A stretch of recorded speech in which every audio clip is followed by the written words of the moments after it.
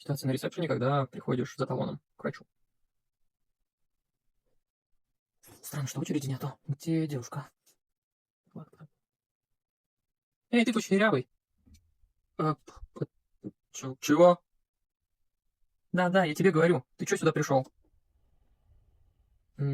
Так я за талоном хочу, мне к врачу нужно на прием. Сейчас девушка придет, поможет. Ты дурак. Сейчас талон уже все давно в приложении берут. Либо заказывают в автомате. Тут девушки уже 10 лет нету. Ты чё?